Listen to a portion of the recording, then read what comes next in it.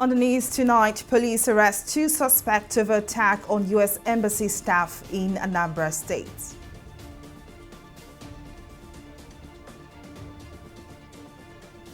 SGF boss Mustafa allays fears over disruption of May 29 handover ceremony.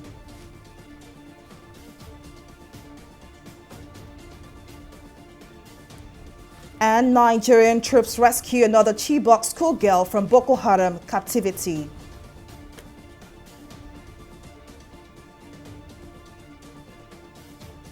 Hello and welcome to News Now on TV 360 Nigeria. I am Folashade Ogurinde. The Anambra State Police Command has arrested 2 suspects in connection with the attack on the U.S. consulate convoy in Ogbaru local government area on Tuesday. The State Police Commissioner CP Echeng disclosed this on Thursday during a press conference in Awka, the Anambra State capital. According to Echeng, a joint security task force composed of police tactical teams and troops from the Nigerian Army and Navy raided the suspects' hideout in the Ogbaru LGA community in Ugu and Nyocha. The commissioner explained that the operatives combed the area and raided a camp used by gunmen in the area, but were able to apprehend 2 people who are now assisting police in their investigation. He added that the arrested men's phones conversations were used to track down their contacts and that the command is gradually narrowing in on the killers. The Secretary to the Government of the Federation, Boss Mustafa, has assured Nigerians and the international community that nothing short of a seamless transition of power is expected come May the 29th. The SGF disclosed this on Thursday at a World Press Conference on the activities leading to the May 29 inauguration day in Abuja, reacting to claims that inauguration might not hold considering the case at the Presidential Election Petition Tribunal. Boss Mustafa maintained that the inauguration ceremony of the President-elect Bola Ahmed Tinubu would go on as planned. On his part, the National Security Advisor Babagana Monguno, who also doubles as a chairman of the Security Facilities and Intelligence Committee, warned those keen to subvert national security interests to desist from it. Let me say, without any fear of any form of contradiction, there will be an inauguration on the 29th. This is not the first time we have run elections. In my active political life, I have seen different transitions, starting from the Shagari transition. It was litigated. The courts went ahead. I've dealt with that. The Electoral Act in itself, as a matter of fact, envisages that a litigant can be between the tribunal and the appellate court. 240 days, 180 for the determination of the petition, and 60 for the determination of the appeal. So our laws are very sacrosanct. They have placed these things in the public domain. That we will proceed with the inauguration of President-elect Asuwaju Ahmed Bola Tinubu. Now our main function and our primary concern is the provision of both overt and covert security cover for all the venues where the programs already mentioned by the Secretary to the Government of the Federation will take place, as well as hotels in which invited guests and dignitaries will be staying for the period of the up to the inauguration and its immediate aftermath. Now, the main functions will last. The span and scope of our work is before the inauguration, during the inauguration, and after the inauguration, till everybody disperses. The Economic and Financial Crimes Commission, EFCC, says it is probing the governor of Zamfara State, Bello Matawalle, for allegedly diverting 70 billion naira meant for contracts in the state. The anti-graft agency spoke on the investigation on Thursday following comments credited to the Zamfara governor. On Wednesday, Metawale said Abdurrashid Bawa, EFCC chairman, should ensure that the agency's investigation does not target only the outgoing governors, but also officials in the presidency. Internal crisis within a party is nothing new in Nigeria, but what is similarly unusual is when these factions do not agree on what stand to take at the Presidential Election Petition Tribunal. Mild drama ensued on Wednesday at the tribunal when officials of the two factions of the Labour Party clashed over which group should be in court. The tribunal refused to take an appearance for the Labour Party as acting national chairman of the party, Lamidi Apapa, as well as the national women's leader of the party, Dudu Manugo, were trying to make an appearance for the party when the petition was called. Addressing his men afterwards, Lamidi Apapa challenged those accusing him of being bribed by the opposition to present evidence.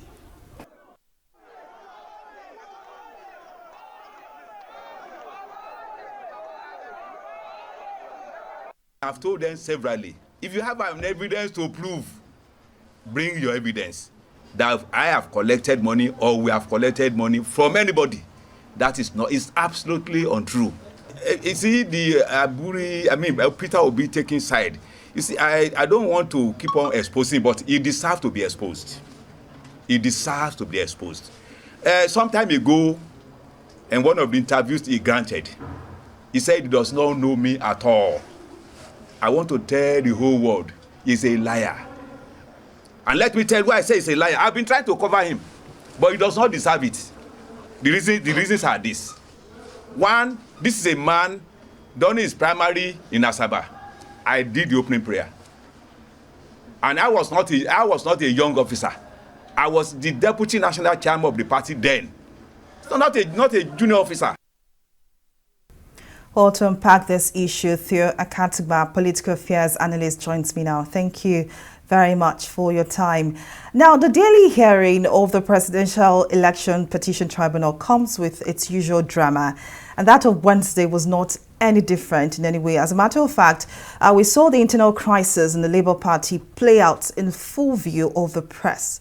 Now, do you think a division could in any way affect their chances, that is the Labour Party now, at the tribunal? Of course.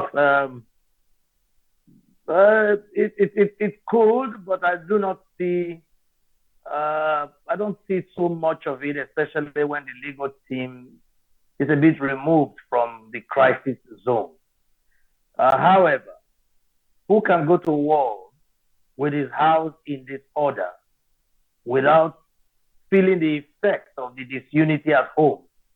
So, of course, this is a disturbing trend for Peter Obi, who is currently at the tribunal seeking to be given the mandate that he claims has been stolen from him.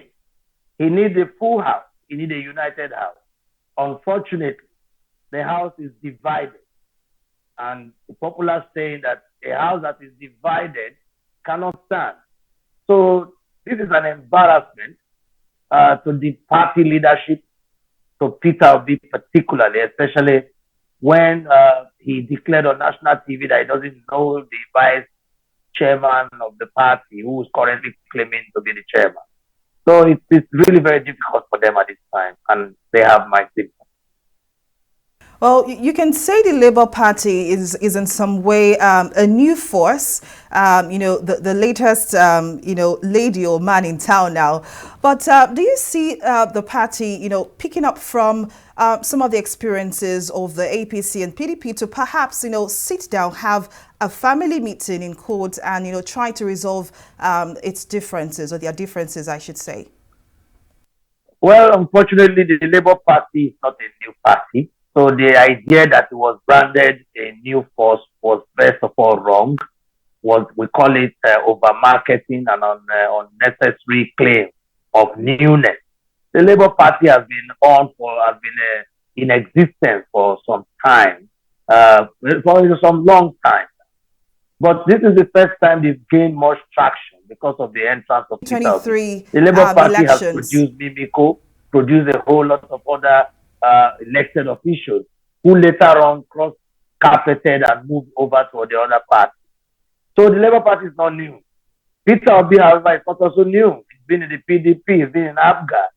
And a few new faces joined them out of the fact that we have this popular saying Certainly that not new, they but need we saw that they need young the people, party gained and a so bit there of is nothing new about popularity, towards the election during the February polls. Can you come again? Yeah, I was trying to make a comment as regards what you said. We know that the Labour Party is not a new one, but for many Nigerians, the party shot up to limelight weeks or months towards the February polls. Well, yes, Peter Obi brought some zest and popularity to the party, but Peter Obi is not new in politics. The Labour Party not new. So where is the newness? What I'm saying that is part of overhyping. Already you've seen the elements of the true Nigerian politicians in the Labour Party. So the division they are facing is quite common with other parties.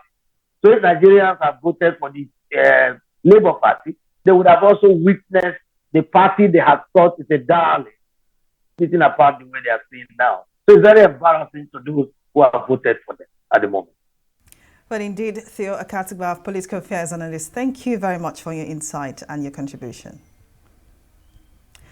Another Chibok schoolgirl, Sarat Dauda, has been rescued by the Nigerian troops from Boko Haram captivity.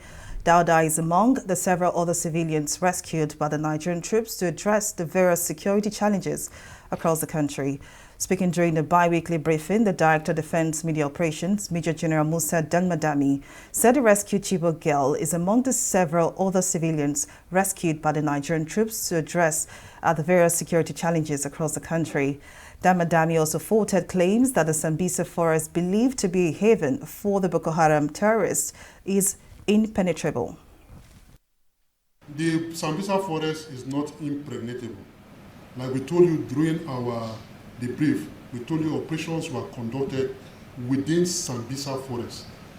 And from the outcome of people who came out and surrendered, it was categorically cleared by those people that it is because of the intensity of operation that has been carried out in that Sambisa forest enclave. That's why a lot of these terrorists are coming out to come and surrender now. And precisely on the Chibok girls are just like any other human beings like us here. We cannot see anybody walking and just identify that person that this is the Chibok girl. So there's no way the military can have the capacity or the technology to do that. Precisely this is where the Chibok girls are. It is quite some time now that these girls have been missing or were adopted. So now, because of the intensity of the operations, most of them are escaping from the terrorists and coming out. And it's only when they come out that we now identify them that this is one of the girls on the Chibok adopted wanted list, and that's what is happening now. Sambisa Forest, our troops are conducting operations daily in Sambisa Forest every day, and they are recovering weapons and ammunition. All those ammunitions that you saw that were listed here were recovered in Sambisa Forest. 2 months after losing out in the Delta State governorship election, the Deputy President of the Senate, Ovie Omoagege, has declared that he won the 2023 Delta State election. Omoagege added that he would retrieve a stolen mandate from the candidate of the People's Democratic Party, Sheriff Obarewari. The Independent National Electoral Commission, INEC, in the election conducted on March the 18th, 2023, declared Obarewari of PDP as winner with 360,234 votes, which was over 120,000 votes above 240,229 votes reportedly scored by Omoagege in the election. But Omoagege, while granting audience to some of his constituents from Delta Central at the National Assembly in Abuja on Wednesday, said the result declared by INEC was a ruse that cannot stand the test of litigation. I keep telling people that yes, Co and Co have carried out the biggest electoral heist, ever in Delta. But this time around, I think they're messing with the wrong guy. Determined to fight it all the way. And we are confident that we prevail because we know we won. I know that even with all that they did, we still have more than enough to be declared governor. I want to thank the Ndokwa Nation for the contribution. At least the 3 local governments of Ndokwa Nation I met more than the constitutional requirement, for emergency, as a governor. All 3 LGAs, you stood by me, and I remain very, very grateful. And I know we have a lot more ahead of us, to do together and to celebrate together. So once again, I thank you for coming. Thank you very much.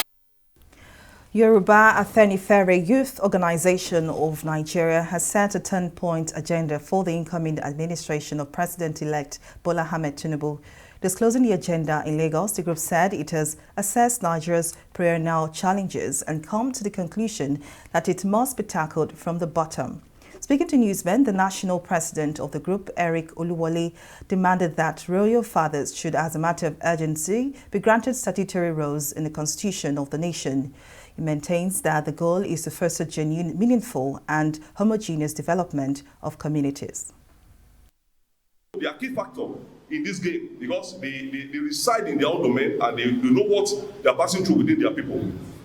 Immediately when you come in, then you look at it, you can set up a committee, and allow the youth to be there also, so that when you people are coming together, the youth ideas will still come on board that, okay, this is our demand, then it's going to be on kind of a memory. The youth of the region, and likewise, based on our consultation with other youths, we have the Owanese, we have the Arewa, we have the Shekiri, we have all of them. Before this time, we've already consulted. We already done our consultation, talk to them that, okay, this is what we want to do in our region. And the same things must be applicable to them because we are not only talking to the Yoruba alone. And this, what we are planning now is like, we are calling our government, sir, please, this is our demand. It's very useful to your incoming government. It is when the community is peaceful, when the community is developed, when the community is livable, that is when the country, the nation as a whole can be livable. So we want to start from the scratch.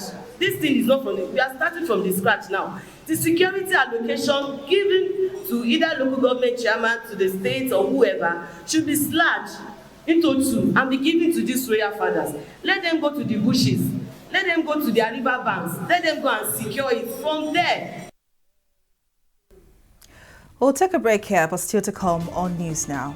IMF approves $3 billion loan for Ghana to ease economic crisis. We bring you details of the story and more right after this break.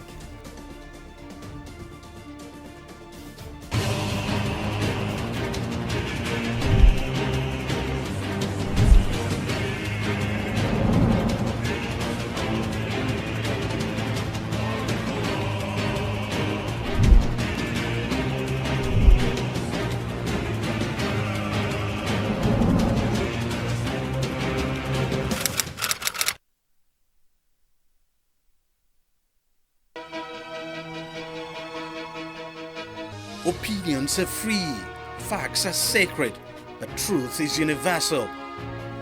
How, in practical terms, can we, for instance, de-escalate the tension? President must see himself as the President of the Federal Republic. We know where the enemy is. 3 places, the Lake Chad Basin, the border area between Nigeria and Cameroon, and then the Sambisa Forest. On Digi 360, we give you a complete dose of everything. Opinion, facts and undiluted truth. I hardly believe what politicians say in this part of the world. A new Nigeria is possible, a future is possible. We delve into the issues, dissect it so that you can understand it, use it to take action. I don't think there's any need for any governor to look for grant for ranching. Digi 360, dissecting the issues.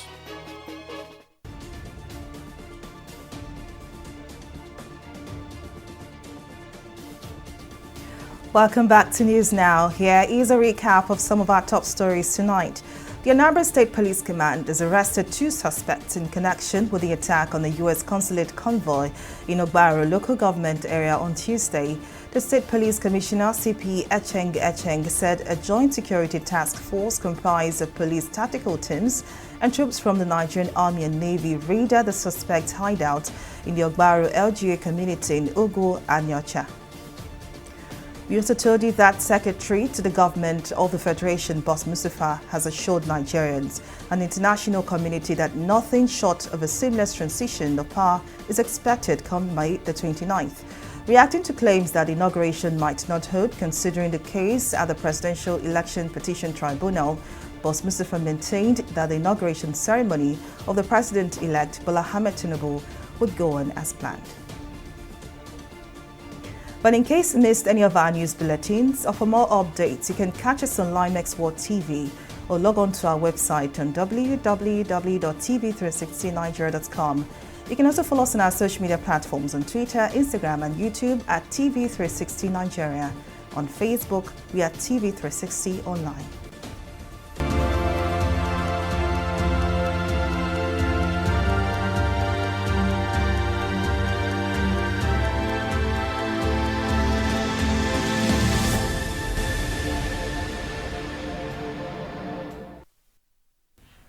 India has witnessed a single-day rise of 906 new COVID-19 cases as the active cases declined to 10,179, according to the Union Health Ministry data updated on Thursday. The total has risen to 531,814, with 20 deaths. According to the website, the active cases now comprise 0.02% of the total infections, while the national recovery rate has been recorded at 98.79%.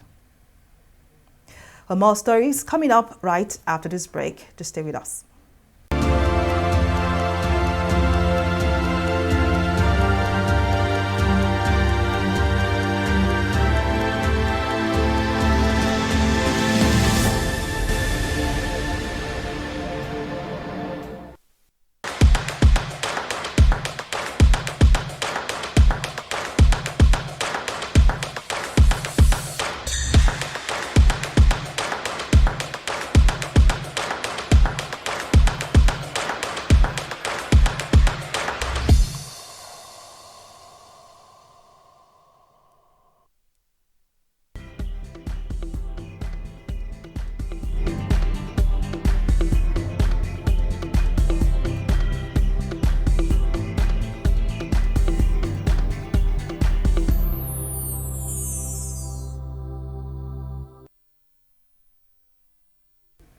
Welcome back. Let's join Simi Saladigun for business news. Simi, what's the latest? Thank you very much, Folashade.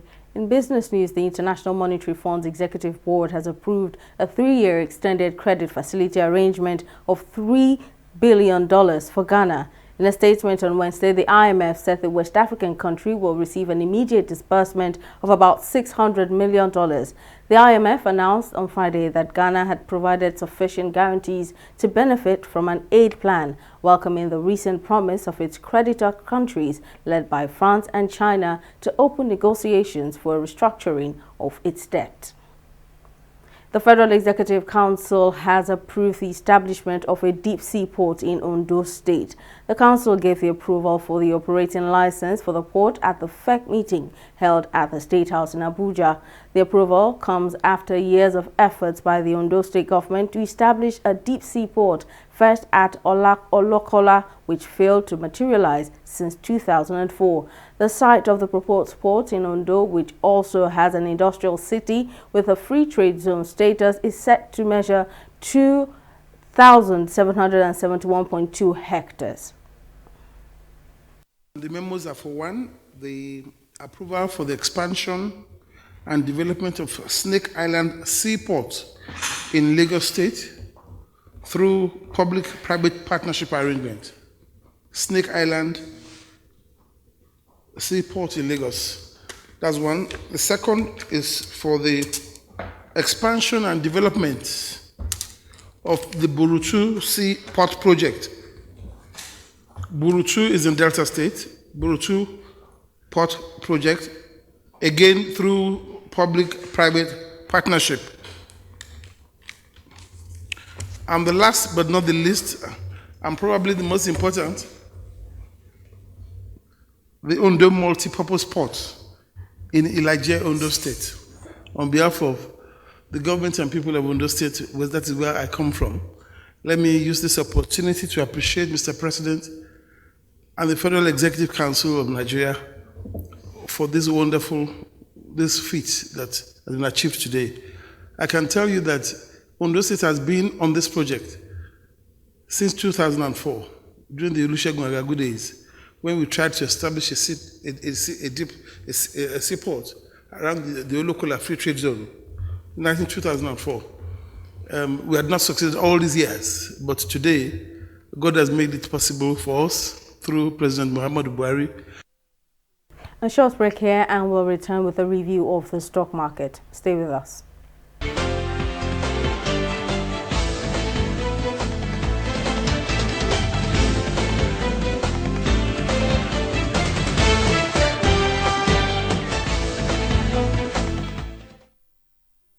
A 0.9% dip during trading on Thursday has let the Nigerian equities market record its first decline this week, breaking its three-day positive run.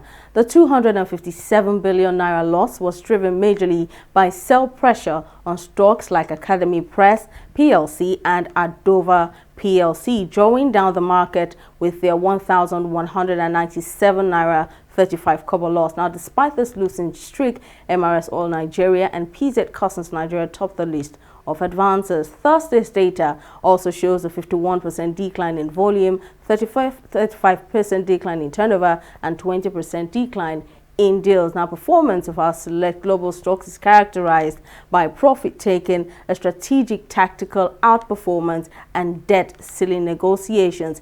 Now, save for the UK's FTSE and Japan's Nikkei, the US Dow Jones could not maintain its gaining streak from previous trading day, but expectations remain that the country's central bank may push pause on its tightening cycle at its next gathering in June. Well, that's all on business. It's back to you, Folashade.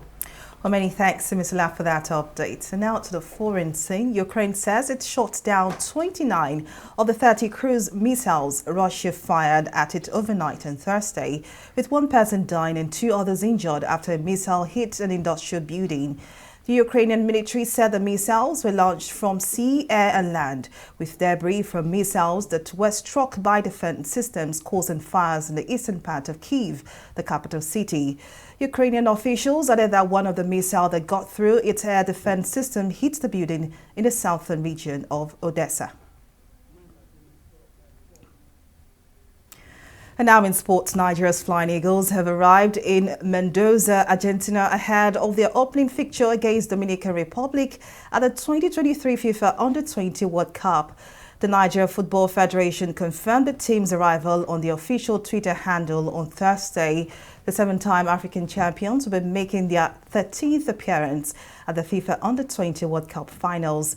They will start their first match in Group D against Dominican Republic on the 21st of May and would also play Italy and Brazil in the group phase. And that's the size of our news bulletin. Many thanks for watching. I am Folashade Ogurinde. Bye for now.